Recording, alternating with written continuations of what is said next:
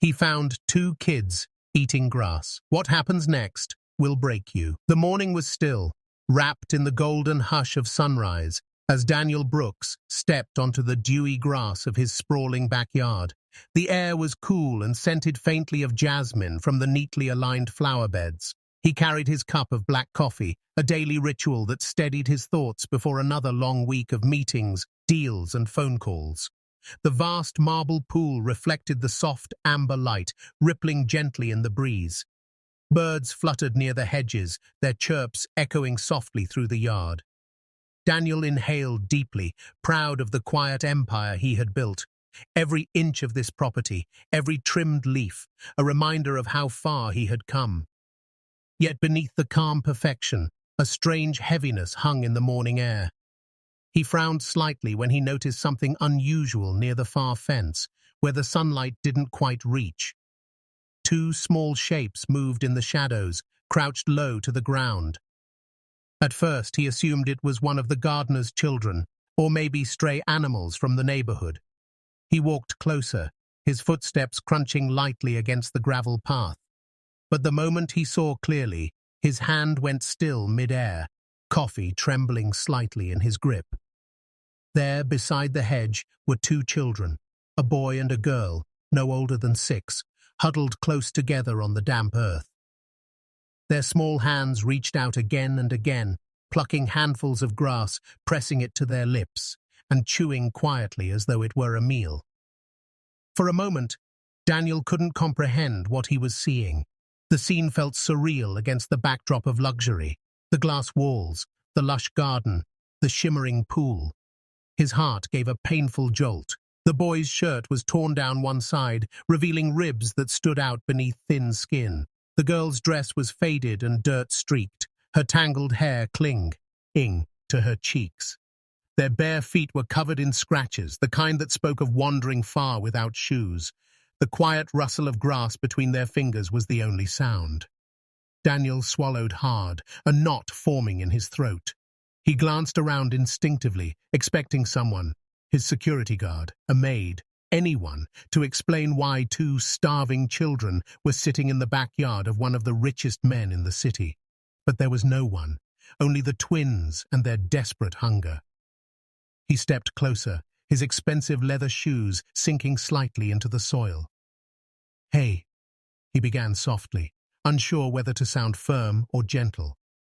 The children froze like frightened birds, their small bodies tensing, eyes wide with panic. The boy gripped his sister's hand, as if to shield her. Daniel crouched, setting his cup aside, trying to meet their gaze. His voice came again, low and careful. "What are you doing here?" For a moment, silence hung between them.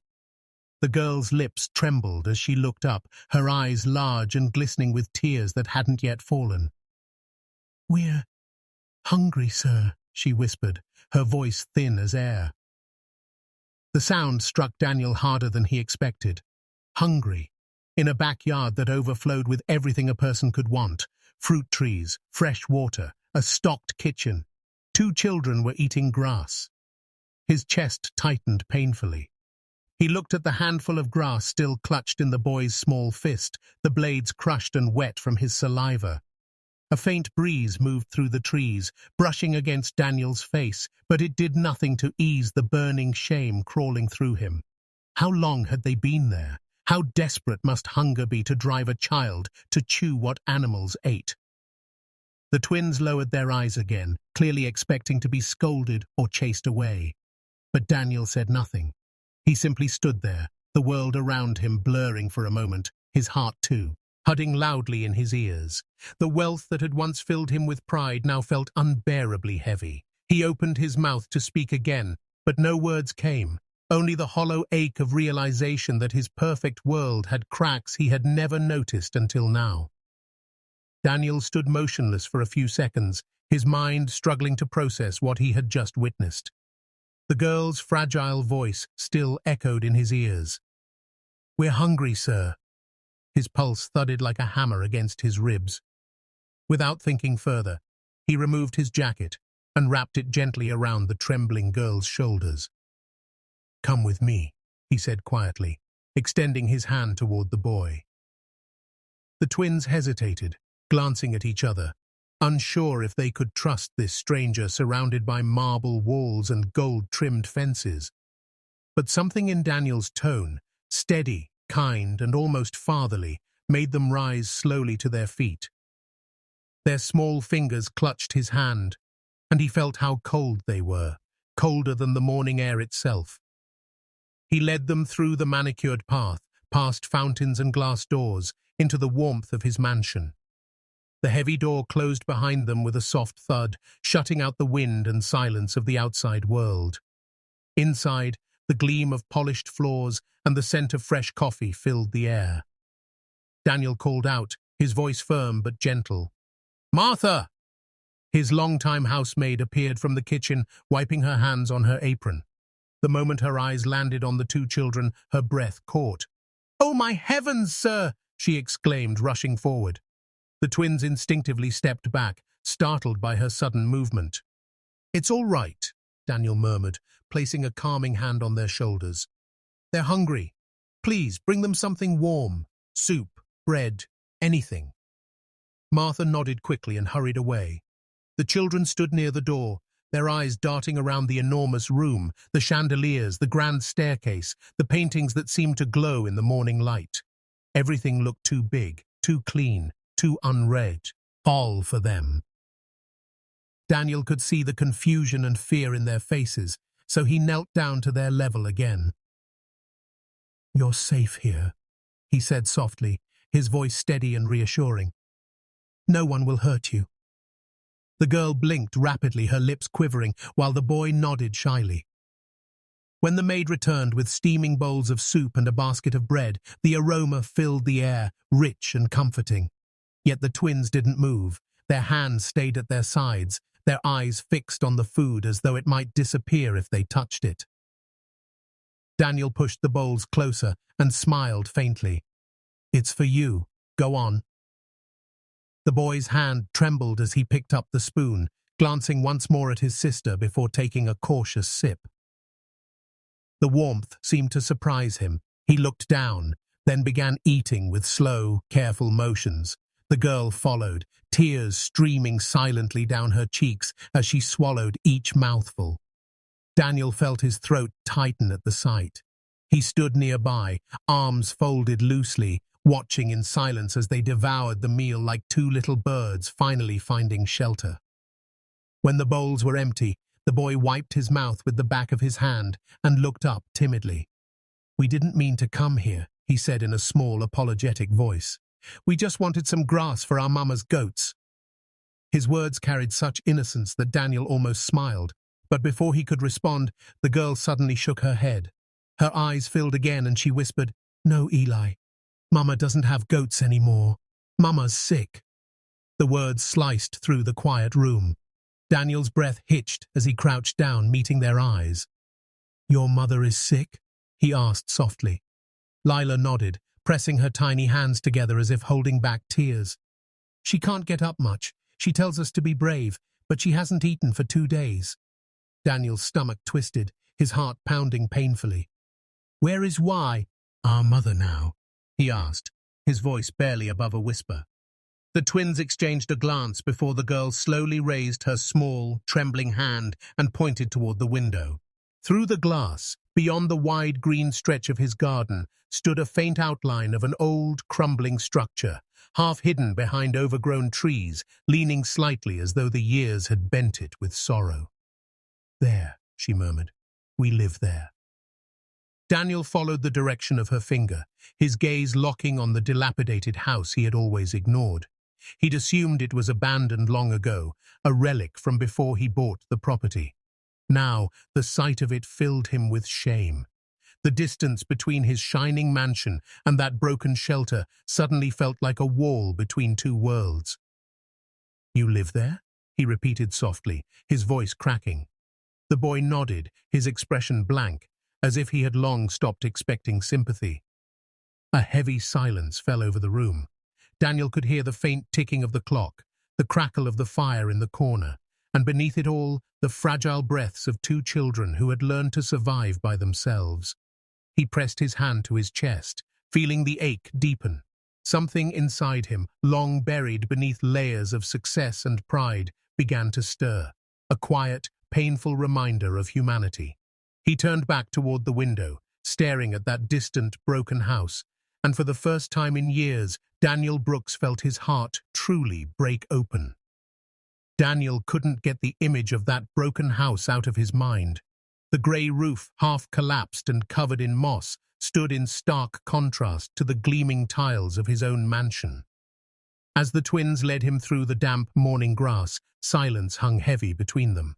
The boy held his sister's hand tightly, guiding her down the small path that wound behind the hill. Daniel followed slowly, his polished shoes catching flecks of mud, but he didn't care. Every step seemed to pull him deeper into a world he had long ignored, a world stripped of comfort, stripped of choice. The air grew cold as they approached the cottage. The structure leaned dangerously to one side, its windows cracked, the wooden door barely hanging on its hinges. Daniel's heart pounded harder with every breath. He reached out, pushing the door gently. It creaked open, revealing a small, dimly lit room that smelled of damp earth and sickness. The floor was rough, the walls stained, and in the corner, on a sagging mattress, lay a woman.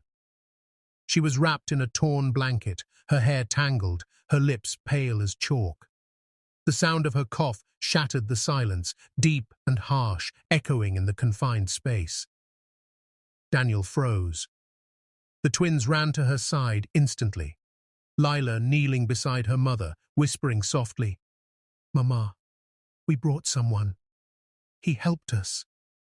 The woman's eyes fluttered open, slow and heavy, and Daniel saw exhaustion written across every feature of her face. Her cheekbones were sharp, her frame frail as though life had been drained from her body piece by piece. She looked at him, confused at first, then alarmed. Who are you?" she asked, her voice hoarse and trembling. Daniel knelt beside her, his expensive trousers pressing into the cold dirt floor. "Ma'am," he said gently, "your children were in my yard. They were eating grass." His voice broke on the last words. The woman turned her head away, and tears welled up instantly in her hollow eyes. "I'm sorry, sir," she whispered, her tone filled with both shame and despair. "I lost my job. There's been no work in weeks. We had no food for days. I told them to stay strong, to wait just one more night, but—" Her sentence was swallowed by a fit of coughing. Lila tried to steady her mother, rubbing her back with her tiny hands. Daniel quickly reached for a cracked glass on the floor, filling it with water from a rusted kettle nearby.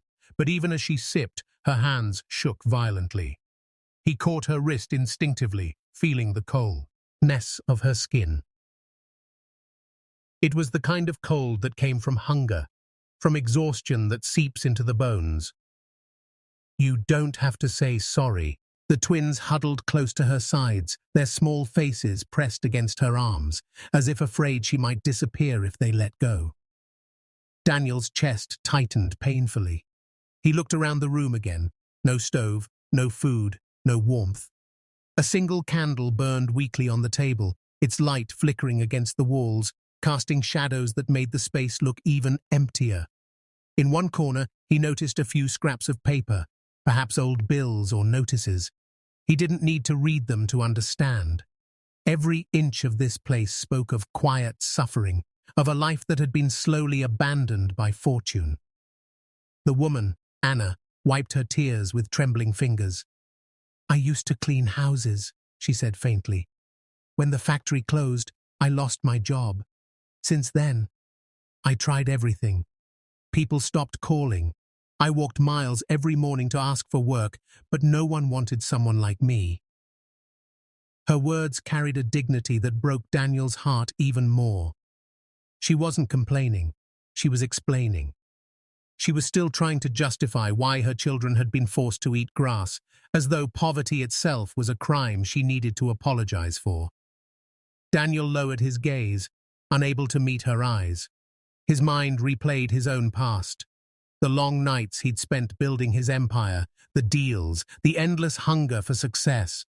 Somewhere in all of that, he had lost the memory of real hunger, the kind that makes your hands tremble, the kind that forces you to choose between pride and survival.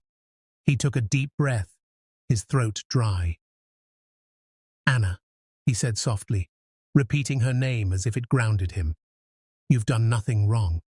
You were trying to keep them alive." She gave a faint, broken smile. "A mother always tries, sir, even when there's nothing left to give."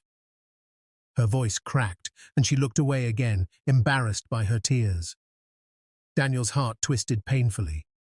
He wanted to say something comforting, something that could erase the years of hardship etched into her skin, but no words seemed enough. All the wealth, all the luxury, suddenly felt meaningless when faced with a mother's desperation and the innocence of her children.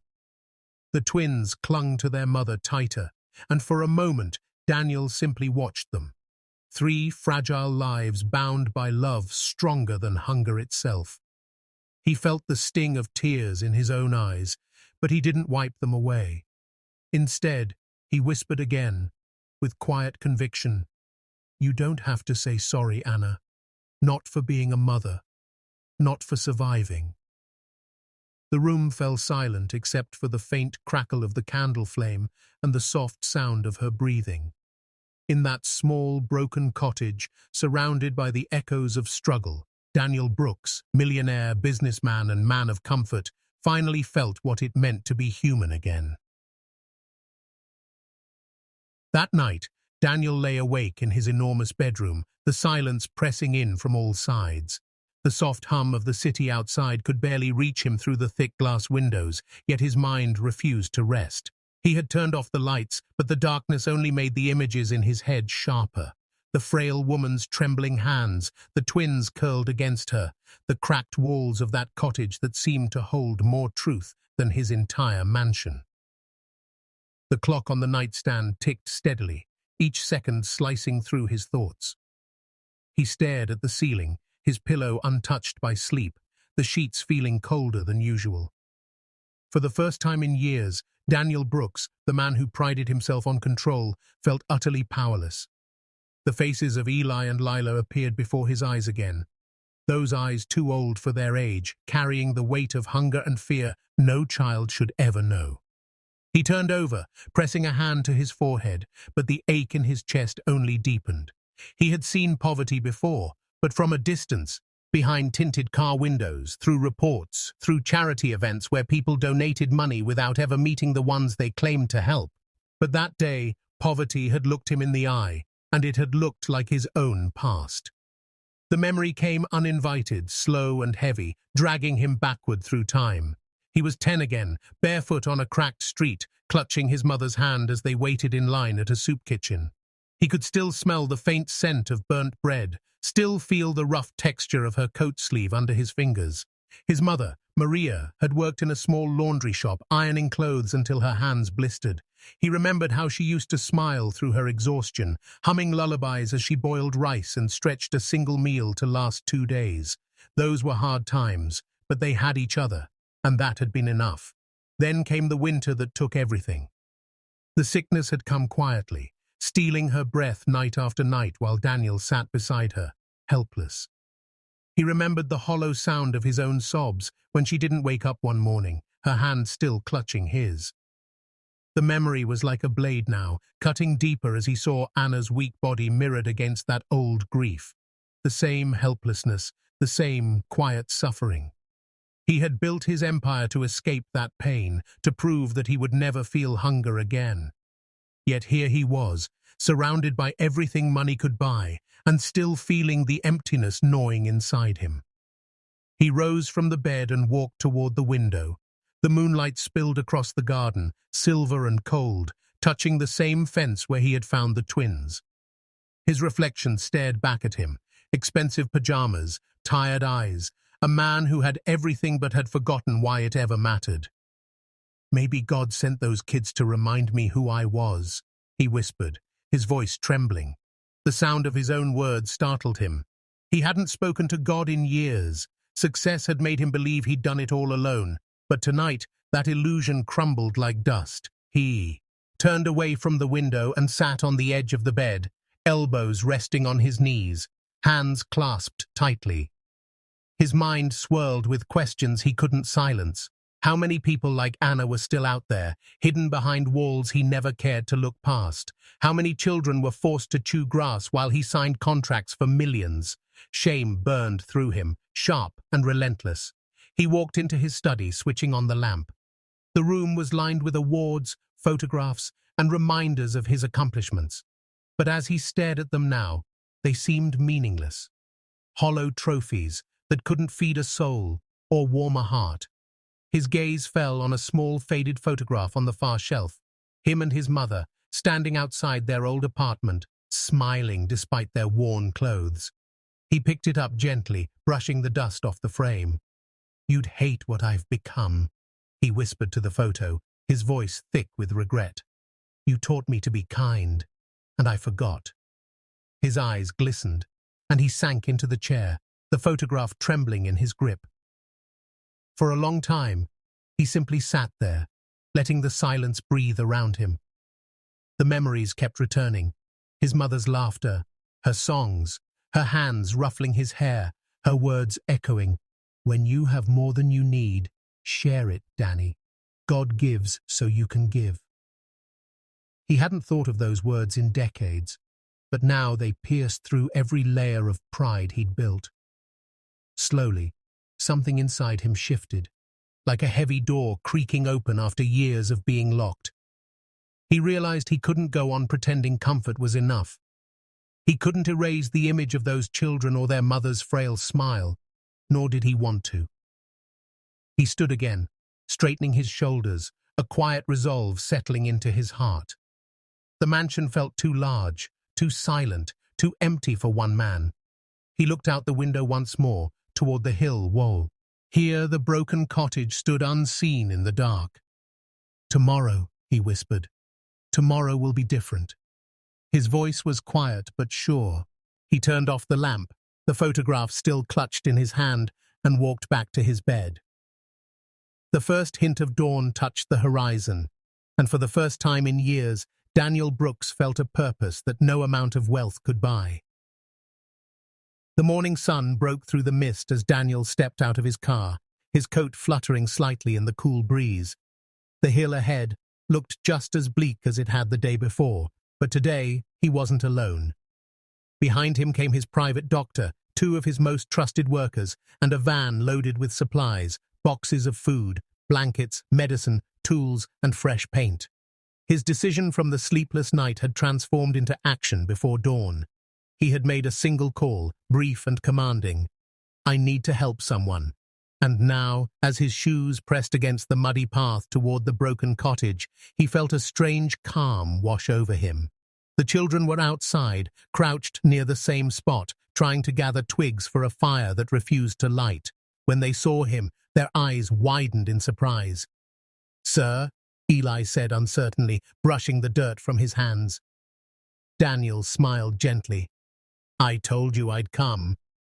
Lila ran to the doorway and shouted, "Mama, he's here again!" Inside, Anna stirred weakly, her frail body struggling to rise. The colorless light from the window fell on her face, and she blinked against it as Daniel entered, carrying a small basket of fruit and bread. The doctor followed him closely, already unpacking his bag. "Good morning, Anna," Daniel said softly, placing the basket on the table. Anna's eyes filled instantly with tears. "Why are you doing this for us?" she asked, her voice trembling, both grateful and bewildered. Daniel's answer came quietly, but with the weight of truth. "Because once, someone helped me too." Those words seemed to hang in the air like a prayer. Anna covered her mouth, trying to muffle a sob, and the tea. Winds clung to her arms. Daniel gave the workers a brief nod, and they began moving silently around the small home, clearing the clutter, mending the cracked walls, sweeping away years of dust. One of them brought in a clean mattress, Another started repairing the roof that had been leaking for years. The doctor knelt beside Anna, checking her pulse, her breathing, her chest. Malnutrition, he murmured, pulling out medicine bottles. And exhaustion. She needs rest and food. Daniel nodded. Whatever she needs, make sure she gets it. The doctor looked at him and smiled faintly, understanding. As the room filled with motion and warmth, Daniel stepped back, watching everything unfold. The tiny home that had once been a place of despair, slowly taking shape into something livable again. The twins ran outside to fetch water, laughing as they splashed each other, their giggles echoing across the yard. It was the first time Daniel had heard them laugh, and it stirred something deep in his chest, a sound he didn't realize he'd missed until now. By noon, the workers had repaired the windows, scrubbed the walls, and laid out fresh bedding. Anna sat on the edge of her new bed, tears streaking her cheeks as she held a bowl of warm soup the doctor had prepared. "I don't know what to say," she whispered. Daniel shook his head. "You don't have to say anything. Just focus on getting better." He turned to Eli and Lila. "You two will start school next week. The driver will take you every morning." The children blinked in disbelief. "School," Lila repeated softly, as if the word itself was too good to be real. "Yes," Daniel said with a smile. "You'll learn, play, make friends. You deserve that." Eli looked down at his dirty shirt, then back at Daniel. "But we don't have uniforms. Or bags." Daniel chuckled quietly. "You will." The workers exchanged knowing glances, touched by the sight of Tisa's, her employer kneeling in the dirt beside two poor children, tying a ribbon into the girl's tangled hair with careful fingers. Hours passed, and the cottage no longer felt like a place of sorrow. The once dead silence was replaced by movement, laughter, and the faint hum of hope. When Daniel finally stood to leave, Anna reached for his hand. "You've done more than I could ever repay," she whispered, her grip weak but sincere. "Just promise me you'll rest and eat," he replied. "That's all the repayment I want." As he walked back down the hill, he looked over his shoulder. Sunlight poured through the repaired roof, spilling onto the twins as they played in the doorway. That image stayed with him long after he drove away. In the following days, his mansion transformed too. Not in appearance, but in spirit. The once quiet halls echoed with the sound of small feet running across marble floors, with laughter bouncing off the walls. The twins began visiting after school, bringing their drawings, their stories, their endless questions about everything. They filled the air with life he didn't know he had been missing. Lila would sit by the piano, pressing random keys while Eli explored the garden, fascinated by every bird and butterfly. Daniel found himself smiling more often, his heart lighter than it had been in years. The house staff adored the children. Even Martha, who rarely smiled, started baking cookies just for them. In the evenings, Daniel would sit by the fire, the twins curled up beside him with their books, their sleepy heads resting against his arms. Sometimes he would catch himself watching them and feel a quiet ache, a mixture of joy and sorrow, because for the first time in so long he didn't feel alone. His mansion, once just a monument of wealth, had become a home again. The cold emptiness that used to echo through its walls was replaced by warmth, laughter, and something he had almost forgotten how to feel. Family. Months slipped quietly by, and the seasons changed, as if time itself had softened around the edges of Daniel's world. The sharp coldness of winter faded into the gentle warmth of spring, and with it came a new rhythm of life. The twins, once fragile and afraid, now arrived at his mansion each morning with bright smiles and stories about school. Their laughter filled the house, their drawings covered the refrigerator, and their small shoes left trails of mud that no one dared to complain about. Anna's health had slowly but steadily improved under the doctor's care, her strength returning one breath at a time. Daniel would visit her often, bringing her books, flowers, or sometimes just quiet company. He had grown to admire her resilience, how she faced every hardship with quiet grace and gratitude. Each time he saw her smile, something deep inside him healed a little more.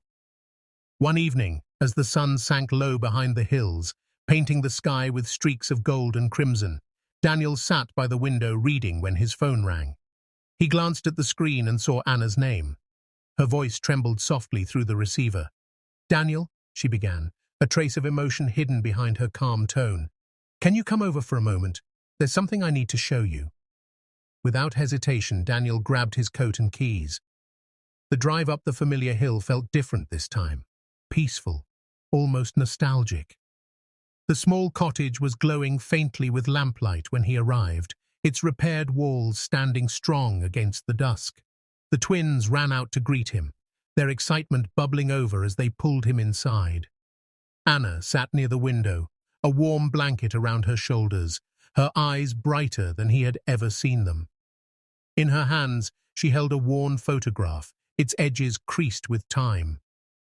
"What's this?" Daniel asked gently, sitting across from her. She smiled faintly and held it out. "Daniel, you don't know me, but I once worked in your factory years ago. You helped me when I was pregnant, remember?" Her words hung-eyed, and the air like the toll of a distant bell. Daniel took the photograph, his heart suddenly pounding. The picture showed a younger version of himself standing outside his factory, handing a grocery bag to a woman with tired eyes and a rounded belly. He stared at the image, tracing the face of the woman with trembling fingers. His voice cracked when he finally spoke. "All this time, it was you?" Anna nodded slowly, tears glistening in her eyes. "Yes," she whispered. "You gave me food when I had nothing. You said every mother deserves a chance to rest, to breathe. I never forgot that moment, even when life grew hard again. Maybe this is how kindness comes back." Daniel's breath caught in his throat. He felt an ache rise from deep within him, a mixture of disbelief, gratitude, and awe. He looked around the small home, the clean walls, the laughter of the twins, the gentle peace that now lingered where pain once lived, and realized that fate had quietly brought him full circle. The act of kindness he had once given without thinking had returned years later, not as a debt, but as a blessing. His eyes filled with tears, and before he could speak, Lila climbed onto his lap and wrapped her arms around his neck. Eli joined her, clutching his sleeve. Daniel held them both tightly, his voice breaking as he whispered, "You didn't just find food that day. You found family." Anna smiled through her tears, watching the man who had saved them, now crying openly, unashamed. "You gave us hope, Daniel," she said softly. "And in return, you reminded us what kindness feels like." The room fell silent, except for the faint hum of the evening wind brushing against the window pane.